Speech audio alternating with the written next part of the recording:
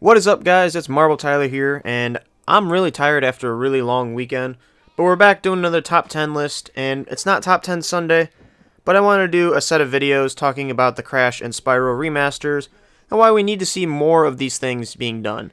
Now, the reason for this video, and the reason for tomorrow's video tying in with this video, I want to talk about why some series really need to go back to their roots, and some of these mascots, these icons of gaming, have really fallen from grace. And so that's why we're doing the top 10 mascots that have fallen from grace. Starting with number 10, we have the Castlevania series. Now, I know I'm cheating a little bit with this, but some of you might be saying, didn't that game series die like 100,000 years ago or something like that? And no, it did not. It's been continually getting sequels, none of which, to my knowledge, have been really received as well as the originals. It's really like those were iconic games of, classic generations. And it's just, the series hasn't been done justice. It's been a really long time since we've gotten a good Castlevania game. To my knowledge, I actually don't play the series that much, but we need to see some more, revitalization of this series. We need some more love. These games need to be treated so much better than they have been of recent games.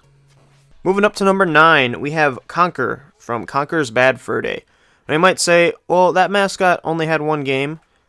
Kind of. It had 2 games, but one of them was kind of a remaster, but then they changed some things, but it was basically the same game. I get that. And this is, again, cheating a little bit, but Conker is absolutely a fan favorite character. Everybody that, played the classic, that loved it, they want a sequel, they want to see, Rare do something with it, they want to see Microsoft do something with it, and we've got nothing. And this person just really needs, Conker really needs better treatment from Microsoft and from Rare. We need either another, remaster of it, bring it to a modern day, modern audience, or do something with it. But, Conker could use another, touch up, some more love, because Conker's just a great game. I don't care what you say, whether it's, because you don't like it because of its adult, nature or whatever. It is an awesome game that everyone needs to try at least once. Moving on to number 8, we have Pac-Man. Now, some of you might be saying, how could you screw up Pac-Man? Well, they did. If you've ever seen Pac-Man 2, which is an adventure game, side-scrolling, like, click-based adventure game thing, it's no, and then even later they had 3D platformers that were okay, but it's like, how do you go from one of the most iconic video games of all time, Pac-Man, and how do you mess that up? How do you not just create more mazes and levels? And there's been some deluxe, arcade, super editions, whatever, that have done the game justice, but it just doesn't live up to what the original game did that was so amazing. Up next, we have number 7, the Master Chief. Now, of course, you're not getting a list from me without some sort of Halo reference, and the Master Chief has not exactly died by any means, but recent games have not done him justice. Obviously, Halo 5, the story was not good whatsoever. I don't care what you say. It wasn't well written. It wasn't that great. And it really didn't do the Chief justice. And on top of that, the Chief wasn't even the main character of the story, of the mainline Halo franchise, and Chief isn't the main character. There's an issue there. Now, the Chief also got a redesign in Halo 4. Some people like Halo 4, some people don't, but the Chief got a redesign that completely changed his iconic look. Now, some may say we're also slowly but surely getting those remasters and the anniversaries, and I get that. But we didn't get Halo 3 Anniversary, and I want Halo 3 Anniversary. Again, you're not getting a list without Halo on it from me. On to number 6, we have Mega Man, arguably the mascot of Capcom. What happened? What went wrong? I mean, Mega Man's later games weren't received as well. They still were pretty fun, but they weren't received as well. But where is the series? It doesn't exist. Like, what the heck? The only continuation that we have, theoretically, is the Mighty Number 9. Now, the issue with the Mighty Number 9 is that, 1, it's not officially a Mega Man game. 2, it didn't do well. If you played the game, you know that it, kind of plays like an original, but it just got scaled back after scaled back. The Kickstart or whatever it had didn't go as it should have. It just got delayed until the final game came out, and it wasn't what was promised.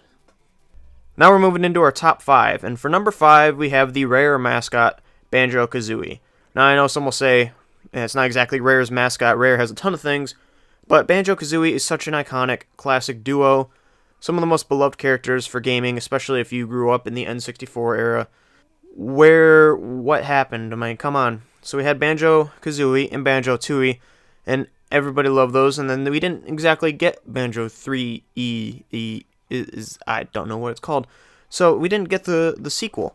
But what we did get from Microsoft years later was nuts and bolts. Why, Microsoft? Why would you turn a platformer into a racer? I don't know. It didn't do well, and it really needs some remaster treatment just so we can build off that franchise and continue to get some love out of it. Moving on to number 4, this is one of my favorite games as a kid. This is probably my favorite PlayStation 2 era series, Jak and Daxter. Now, Jak and Daxter is one of the most iconic PlayStation duos out there, and arguably got the worst treatment because while Ratchet and Clank and Sly Cooper and Crash and Spyro and all these other mascots, got the love and got the treatment that they got to move on, and they got to have more games, Jak and Daxter got dead in the water. I mean, after the original trilogy, we got Jak X Racing. It wasn't what I was hoping for. Then we got Daxter, which was a great spin-off game taking place, at the time somewhere in 2 years of absence in Jak 2. Okay, but it's still a spin-off game. Then we got Jak and Daxter: The Lost Frontier. Man, I wish we didn't get Jak and Daxter: The Lost Frontier. Just please erase that from my memory. That was not a good game.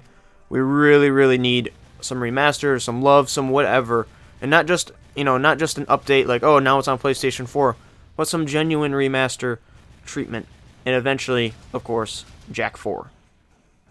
Up next for number 3, we of course have Spyro the Dragon. Now, luckily, Spyro is getting the remaster treatment. It's coming out this fall. I am super pumped for it, but it really did fall from grace. Now, the reason this game fell from grace is because we had the original trilogy, then we had Enter the Dragonfly, which didn't really work. Then the one after that was okay. Didn't sell well, though. Everyone had a sour taste in their mouth, but it was okay. After that, we got the reboots, which were good, but it wasn't Spyro, but they were still good. And now we have Skylanders, and let's not talk about Skylanders. So it's a really good thing that Spyro's finally getting this treatment, but it certainly did fall from the PS1 era of grace. Up next for number 2, we have Crash Bandicoot.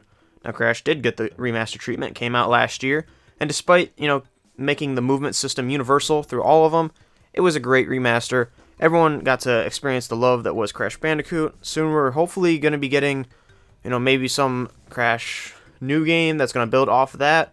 Even if we don't, we have the quote-unquote 4K edition of Crash Bandicoot, and it's awesome, and it's great to sit back and play. And honestly, after the original trilogy, after these 3 games, Crash went really downhill. Mind Over Mutant and the ones where you're basically controlling giant monsters. It makes you wonder, what the heck happened to Crash that made it a beat 'em up controlling monsters? I don't know. We don't know. We just wish we had the originals, and we do now. And number 1, you maybe saw this coming from a mile away, but Sonic the Hedgehog. Now, Sonic really could use some back to basics, just like it got in Sonic Mania last year. But 3D Sonic is not doing well, as many of you know. There's been so many reboots trying to just start fresh. Oh, that didn't work. Let's start fresh. Not working. We'll start over again. So, originally we had the Sonic Adventure series, which could really use some remasters. We want some more love, some touch-ups. Those games were great. And then we had stuff like Sonic 06, one of the worst games ever created. We had the Sonic Boom games. Why? We had Sonic the Lost World. We had Sonic Unleashed. We had all kinds of different 3D Sonic games that's like, well, where's, even the recent Sonic Forces. Let's kind of go back to basics. Come on, let's hit that Sonic Adventure, get Sonic Adventure 3 going after we get some sort of remaster. Like, let's get some Sonic love going, because right now we've gone from Sega's iconic #1 mascot to the bottom of the barrel. That's, people are just buying for nostalgia reasons. But yeah, guys, thanks for watching. This has been my top 10 list of mascots that have fallen from grace. I know some of them are a little bit more, far-stretched. But these are games that I would love to see have some sort of remaster treatment, just like Crash and Spyro. Obviously, Crash and Spyro are getting or have gotten the remaster treatment. Check in tomorrow as to why games need these remaster treatments and why we need to go back to basics. Until then, I'll see you guys in the game.